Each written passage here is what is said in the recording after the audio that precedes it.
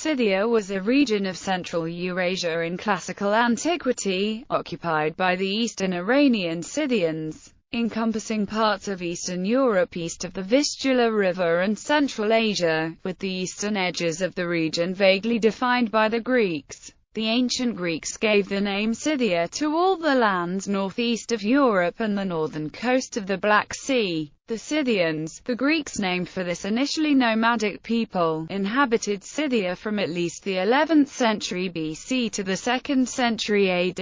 Its location and extent varied over time but usually extended farther to the west than is indicated on the map opposite. Scythia was a loose state that originated as early as 8th century BC. Little is known of them and their rulers. The most detailed Western description is by Herodotus, though it is uncertain he ever went to Scythia. He says the Scythians' own name for themselves was Skolata. The Scythians became increasingly settled and wealthy on their western frontier with Greco-Roman civilization. Geography. The region known to classical authors as Scythia included the Pontic Caspian steppe, Ukraine, southern Russia, and western Kazakhstan, the Kazakh steppe, northern Kazakhstan and the adjacent portions of Russia, Sarmatia, corresponding to eastern Poland, Ukraine, southwestern Russia, and the northeastern Balkans, ranging from the Vistula River in the west to the mouth of the Danube, and eastward to the Volga. Sakha-Tigrak Order, corresponding to parts of Central Asia, including Kyrgyzstan, southeastern Kazakhstan, and the Tarim Basin. Sistan or Sakistan, corresponding to southern Afghanistan, eastern Iran, and southwestern Pakistan, extending from the Sistan Basin to the Indus River. Paramakam-Boyar, corresponding to northern Afghanistan and parts of Tajikistan and Uzbekistan. Alania, corresponding to the northern Caucasus region. Scythia Minor, corresponding to the lower Danube River area west of the Black Sea, with a part in Romania and a part in Bulgaria. First Scythian Kingdom. In the 7th century BC, Scythians penetrated from the territories north of the Black Sea across the Caucasus. The early Scythian kingdoms were dominated by interethnic forms of dependency based on subjugation of agricultural populations in East and South Caucasia. Plunder and taxes, regular tributes disguised as gifts, and possibly also payments for military support. It is possible that the same dynasty ruled in Scythia during most of its history. The name of Koloksai, a legendary founder of a royal dynasty, is mentioned by Alcman in the 7th century BC. Protota and Madis, Scythian kings in the Near Eastern period of their history, and their successors in the North Pontic steppes, belong to the same dynasty. Herodotus lists 5 generations of a royal clan that probably reigned at the end of the 7th to 6th centuries BC. Prince Anacharsis, Sulius, Idanthesis, Neurus, Lycus, and Spargapithus. After being defeated by the Chinese and driven from the Near East, in the first half of the 6th century BCE, Scythians had to reconquer lands north of the Black Sea. In the second half of that century, Scythians succeeded in dominating the agricultural tribes of the forest steppe and placed them under tribute. As a result, their state was reconstructed with the appearance of the Second Scythian Kingdom, which reached its zenith in the 4th century BC. Second Scythian Kingdom. Scythia's social development at the end of the 5th century BC and in the 4th century BC was linked to its privileged status of trade with Greeks. Its efforts to control this trade, and the consequences partly stemming from these two. Aggressive external policy intensified exploitation of dependent populations and progressed the stratification among the nomadic rulers. Trading with Greeks also stimulated sedentarization processes. The proximity of the Greek city-states on the Black Sea coast was a powerful incentive for slavery in the Scythian society, but only in one direction: the sale of slaves to Greeks, instead of use in their economy. Accordingly, the trade became a stimulus for capture of slaves as war spoils in numerous wars. Scythia. At the end of the 5th to 3rd centuries BC, the Scythian state reached its greatest extent in the 4th century BC during the reign of Attis. Isocrates believed that Scythians, and also Thracians and Persians, are the most able to power, and are the peoples with the greatest might. In the 4th century BC, under King Attis, the tribune structure of the state was eliminated, and the ruling power became more centralized. The later sources do not mention 3 basileiuses anymore. Strabo tells that Attis ruled over the majority of the North Pontic barbarians. Written sources tell that expansion of the Scythian state before the 4th century BC was mainly to the west. In this respect, Attis continued the policy of his predecessors in the 5th century BC. During western expansion, Attis fought the Triballi. An area of Thrace was subjugated and levied with severe duties. During the 90-year life of Attis, the Scythians settled firmly in Thrace and became an important factor in political games in the Balkans. At the same time, both the nomadic and agricultural Scythian populations increased along the Dniester River. A war with the Bosphorian kingdom increased Scythian pressure on the Greek cities along the North Pontic littoral. Materials from the site near Kamiankani, Privska, purportedly the capital of the Attis state, show that metallurgists were free members of the society, even if burdened with imposed obligations. Metallurgy was the most advanced and the only distinct craft speciality among the Scythians. From the story of Polyerinus and Fronton, it follows that in the 4th century BC Scythia had a layer of dependent population, which consisted of impoverished Scythian nomads and local indigenous agricultural tribes, socially deprived, dependent and exploited,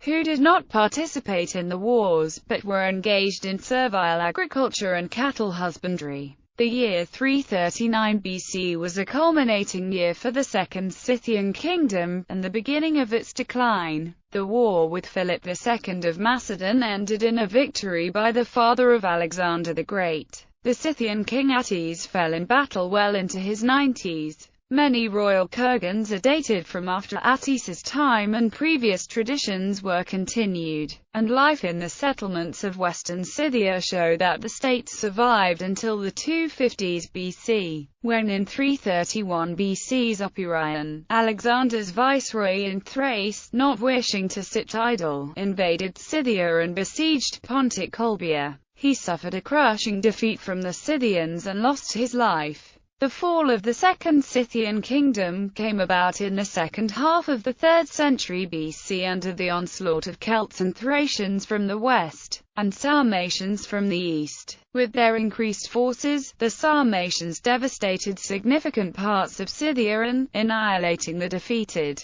transformed a larger part of the country into a desert. The dependent forest steppe tribes, subjected to exaction burdens, freed themselves at the first opportunity. The Dnieper and Bur populace ruled by the Scythians did not become Scythians. They continued to live their original life, which was alien to Scythian ways. From the 3rd century BC for many centuries the histories of the steppe and forest steppe zones of North Pontic diverged. The material culture of the populations quickly lost their common features, and in the steppe, reflecting the end of nomad hegemony in Scythian society, the royal kurgans were no longer built. Archaeologically, late Scythia appears first of all as a conglomerate of fortified and non-fortified settlements with abutting agricultural zones. The development of the Scythian society was marked by the following trends: an intensified settlement process, evidenced by the appearance of numerous kurgan burials in the steppe zone of North Pontic. Some of them dated to the end of the 5th century BC, but the majority belonging to the 4th or 3rd centuries BC, reflecting the establishment of permanent pastoral coaching routes and a tendency to semi-nomadic pasturing. The lower Dnieper area contained mostly unfortified settlements, while in Crimea and western Scythia the agricultural population grew. The Dnieper settlements developed in what were previously nomadic winter villages, and in uninhabited lands. tendency for social inequality, ascent of the nobility, and further stratification among free Scythian nomads.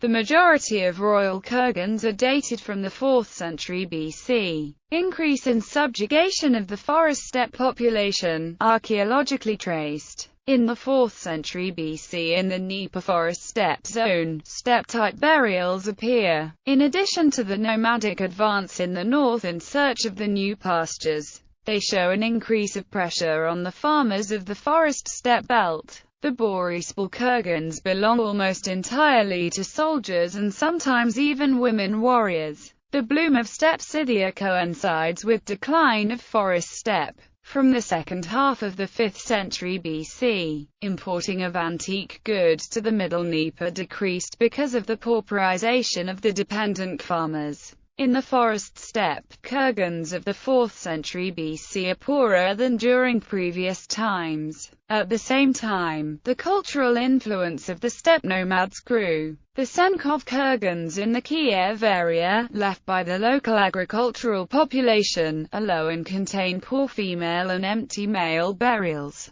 In a striking contrast with the nearby Boryspil kurgans of the same era left by the Scythian conquerors. Beginning of city life in Scythia, growth of trade with northern Black Sea Greek cities, and increase in Hellenization of the Scythian aristocracy. After the defeat of Athens in the Peloponnesian War, Attic agriculture was ruined. Demosthenes wrote that about 400,000 mediums of grain was exported annually from the Bosphorus to Athens. The Scythian nomadic aristocracy not only served a middleman role, but also actively participated in the trade of grain, skins, and other goods. Scythia's later history is mainly dominated by sedentary agrarian and city elements. As a result of the defeats suffered by Scythians, two separate states were formed, two lesser Scythias, one in Thrace, and the other in the Crimea and the Lower Dnieper area. Later Scythian kingdoms. Having settled this Scythia Minor in Thrace, the former Scythian nomads abandoned their nomadic way of life, retaining their power over the agrarian population. This little polity should be distinguished from the Third Scythian kingdom in Crimea and Lower Dnieper area, whose inhabitants likewise underwent a massive sedentarization. The interethnic dependence was replaced by developing forms of dependence within the society. The enmity of the Third Scythian kingdom, centered on Scythian Neapolish, towards the Greek settlements of the northern Black Sea steadily increased. The Scythian king apparently regarded the Greek colonies as unnecessary intermediaries in the wheat trade with mainland Greece. Besides, the settling cattlemen were attracted by the Greek agricultural belt in southern Crimea. The later Scythia was both culturally and socio-economically far less advanced than its Greek neighbors such as Olvia or Chersonesos. The continuity of the royal line is less clear in the lesser Scythias of Crimea and Thrace than it had been previously. In the 2nd century BC, Olvia became a Scythian dependency. That event was marked in the city by minting of coins bearing the name of the Scythian king Scylaurus. He was a son of a king and a father of a king, but the relation of his dynasty with the former dynasty is not known. Either Scylaurus or his son and successor Pallarus were buried in the mausoleum of Scythian Neapol that was used from c. 100 BC to c. 100 AD. However, the last burials are so poor that they do not seem to be royal, indicating a change in the dynasty or royal burials in another place. Later, at the end of the 2nd century BC, Olvia was freed from Scythian domination, but became a subject to Mithridates I of Parthia. By the end of the 1st century BC, Olbia, rebuilt after its sack by the Geta, became a dependency of the Dacian barbarian kings, who minted their own coins in the city. Later, from the 2nd century AD, Olbia belonged to the Roman Empire. Scythia was the first state north of the Black Sea to collapse with the invasion of the Goths in the 2nd century AD. Scythian kings. Silius, Herodotus describes him as a Scythian whose mother was Greek. He was expelled by his people. Ogtimasades was put on the throne after Silius. At ease, defeated by the Macedonians, his empire fell apart. Scylaurus died during a war against Mithridates VI of Pontus. Palicus, the last Scythian ruler, defeated by Mithridates. Scythian tribes. Many different groupings of Scythian tribes include the following: Androphagi, Agathisi, Agrippians, Amergins, Budini, Daha, Geloni, Gargrii, Hariva, Lega, Matura, Pani,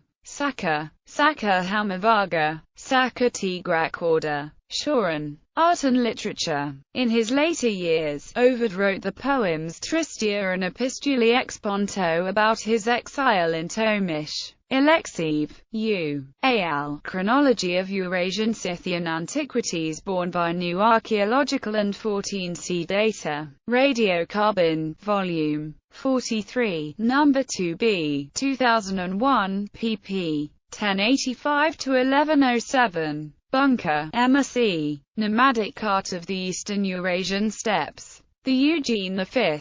Thor and Other New York Collections. New York. The Metropolitan Museum of Art. ISBN 97803000096,880. Kazanov, A.M. Social History of Scythians, Moscow, 1975. Morgan Llewellyn's novel The Horse Goddess is a story of Celts and Scythians. Wolfgang Jedke's German novel Steppenkind, Piper Verlag, Munich 2008. ISBN 978-3-492-25146-4, describes the life of nomadic Scythians around 700 BC. Max Overton's novels Lion of Scythia and The Golden King follow the life of a Macedonian officer captured by a Scythian tribe in about 323 BC. Andrew Bird's song, Scythian Empires, references Scythians. Hate Forest's demo album, Scythia, was a black metal album released in 1999. Christopher Marlowe's semi-historical play, Tamburlaine the Great, is based on the life of a Scythian shepherd.